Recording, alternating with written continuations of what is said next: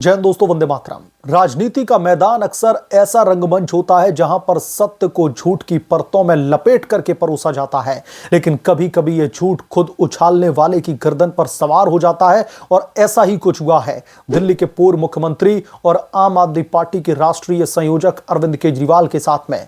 एक बार फिर से केजरीवाल का फेक नैरेटिव फैलाने का शौक सुर्खियां बटोर रहा है, लेकिन इस बार दिल्ली सरकार ने उनके खिलाफ में एफआईआर दर्ज कराने का फैसला करके उनकी पूरी पोल पट्टी खोल दी है।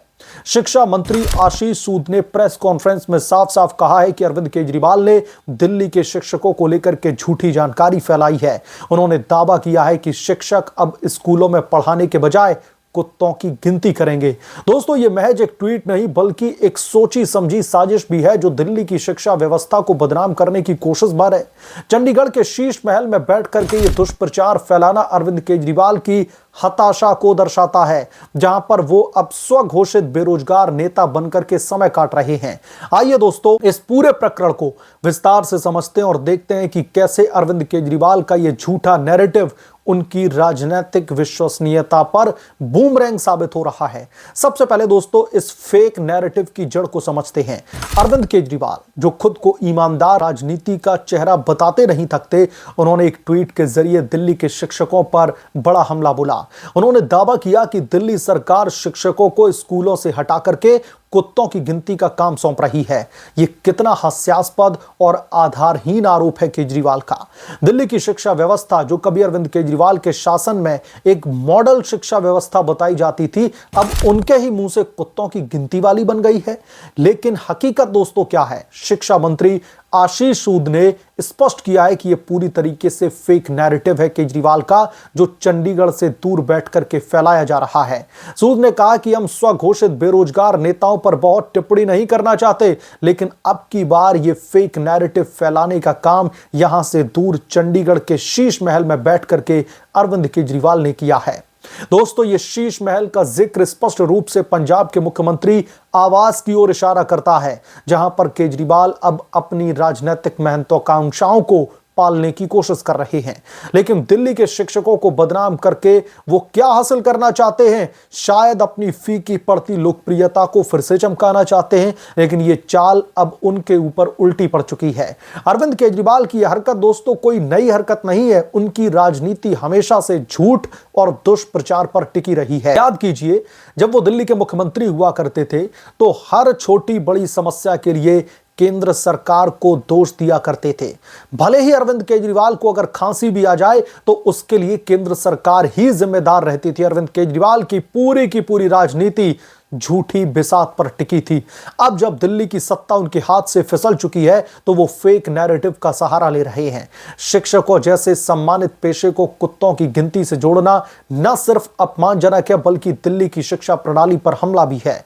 सूद ने सही कहा कि सरकार ने इस मामले को गंभीरता से लिया है। पुलिस को शिकायत कर दी गई है और जांच के बाद में एफआईआर भी दर्ज की जाएगी। दोस्तों, यह फैसला अरविंद केजरीवाल के लिए एक करारा तमाचा है, जो दिखाता है कि अब झूठ फैलाने वालों को बख्शा नहीं जाएगा। अरविंद केजरीवाल, जो खुद को आम आदमी पार्टी का मसीहा बताते हैं, आपने अब आम आदमी की सेवा करने वालों शिक्षकों पर कीचड़ उछालना शुरू कर दिया है। यह उनकी हताशा की पराकाष्ठा नहीं तो और क्या है, क्योंकि पंजाब में भी उनकी सरकार की लगातार पोल खुल रही है और दिल्ली में तो वो अब विपक्ष में भी नहीं बचे हैं। इस प्रकरण से अरविंद केजरीवाल की दोहरी राजनीति साफ झलकती है। जब सत्ता में थे तो शिक्षकों को सर्वश्रेष्ठ बताते थे, स्कूलों को विश्व स्तरीय बताते थे। अब जब विपक्ष में आकर के बैठ गए हैं तो वही शिक्षक उनके लिए मजाक का विषय बन गए हैं। दोस्तों, ये न सिर्फ पाखंड है बल्कि राजनीतिक अवसरवाद की मिसाल भी है। सोशल मीडिया पर उनका ट्वीट वायरल हो रहा है, लेकिन अब उल्टा असर इसका दिखाई दे रहा है अरविंद केजरीवाल पर ही। लोग पूछ रहे हैं कि अरविंद केजरीवाल जी, आप जब दिल्ली के मुख्यमंत्री हुआ करते थे तो शिक्षकों को इतना सम्मान क्यों नहीं दिया? अब चंडीगढ़ से दूर बैठ करके, शीश महल में दूर बैठ करके फेक न्यूज फैलाना आसान लगता है क्या? शिक्षा मंत्री सूद ने ठीक कहा कि यह दुष्प्रचार अरविंद केजरीवाल ने एक ट्वीट के रूप में किया है, जिसमें उन्होंने कहा कि दिल्ली के शिक्षक स्कूलों में पढ़ाएंगे या फिर कुत्ते गिनेंगे। यह बयान अरविंद केजरीवाल की मानसिकता को उजागर करता है। वो शिक्षा जैसे संवेदनशील मुद्दे को भी राजनीतिक हथियार बना लेते हैं। बिना सोचे कि इससे शिक्षकों का मनोबल गिरेगा और छात्रों का भविष्य भी प्रभावित होगा। वैसे शिक्षा की बात करने वाले अरविंद केजरीवाल का क्लासरूम घोटाला तो आपको पता ही होगा। अभी इस रिपोर्ट में हम आगे बात करेंगे उस क्लासरूम घोटाले की भी। दिल्ली सरकार का यह कदम सराहनीय है। फेक न्यूज के खिलाफ में सख्त कार्रवाई लोकतंत्र की रक्षा है। अरविंद केजरीवाल जैसे नेता जो झूठ को हथियार बनाते हैं अब जवाबदेह बनेंगे। यह घटना साबित करती है कि अरविंद केजरीवाल की ईमानदार राजनीति का मुखौटा उतर चुका है। वो अब सिर्फ और सिर्फ एक स्वघोषित बेरोजगार नेता बने हैं जो चंडीगढ़ के शीश महल में बैठ करके दिल्ली पर कीचड़ उछाल रहे हैं। लेकिन जनता सब कुछ देख रही है। आने वाले चुनाव में ये फजीयतें उन्हें ही महंगी पड़ने वाली हैं। शिक्षक समाज जो राष्ट्र निर्माण का आधार है, उनका अपमान करके अरविंद केजरीवाल ने अपनी कब्र खुद ही खोद ली है। सरकार की एफआईआर सिर्फ और सिर्फ ये शुरुआत है, असली सजा तो जनता देगी। अरविंद केजरीवाल को दोस्तों अब सोचना चाहिए कि राजनीति सेवा का माध्यम है या फिर झूठ का बाजार। उनके जैसे नेता देश की राजनीति को गंदा कर रहे हैं। दिल्ली सरकार ने सही रास्ता चुना है। फेक नैरेटिव फैलाने वालों को सलाखों के पीछे भेजना समय की मांग है। दोस्तों ये प्रकरण अरविंद केजरीवाल के लिए खासतौर पर एक सबक है। झूठ ज्यादा देर तक नहीं टिक सकता और अरविंद केजरीवाल जैसी शख्सियतें अंत में खुद ही बेनकाब हो जाती हैं। दिल्ली के शिक्षकों का सम्मान बहाल होगा और अरविंद केजरीवाल की फजीहत जारी रहेगी।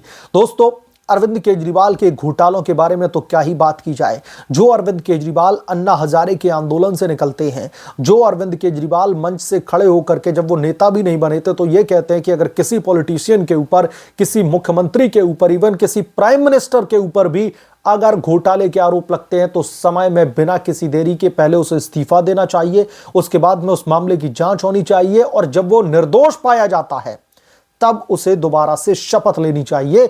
लेकिन यहां पर अरविंद केजरीवाल ने दिल्ली में क्या किया था? कुर्सी से चिपक गए थे। चीफ मिनिस्टर की कुर्सी उनसे छोड़ी नहीं जा रही थी। दिल्ली के शराब घोटाला मामले में अरविंद केजरीवाल जेल में बंद थे।